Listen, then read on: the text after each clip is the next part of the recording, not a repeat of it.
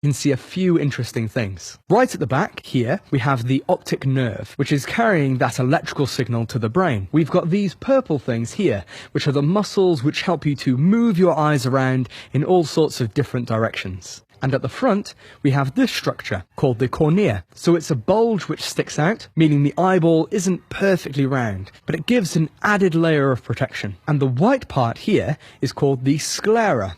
And this is what we're going to be cutting into first. As I cut around the circumference of the eye to separate the front from the back, and take a look at what's on the inside. So here we can see two liquids which have come out of the inside of the eye.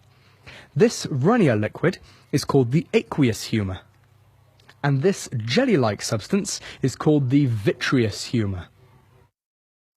And these help to keep the round shape of the eye.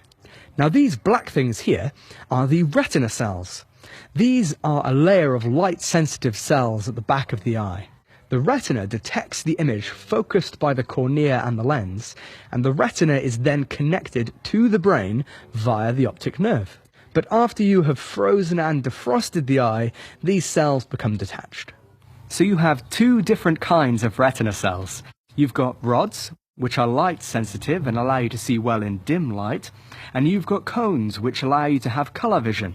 In fact, you've got three different kinds of cone cells, one for red light, one for blue, and one for green. Here we have the front of the eye, and once again you can see the cornea just here.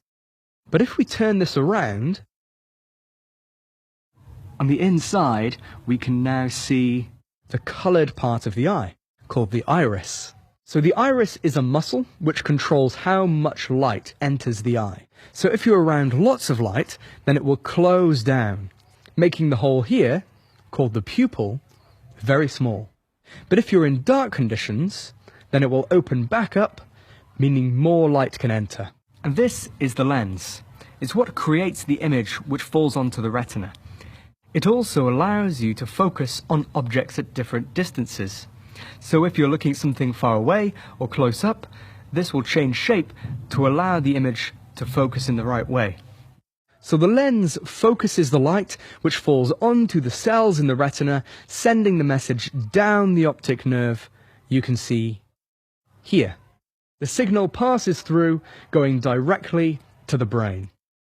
So there you have it, a horse eyeball dissection. And if you'd like to take a closer look at one of these, then why not come and join us and get stuck in here in Live Lab.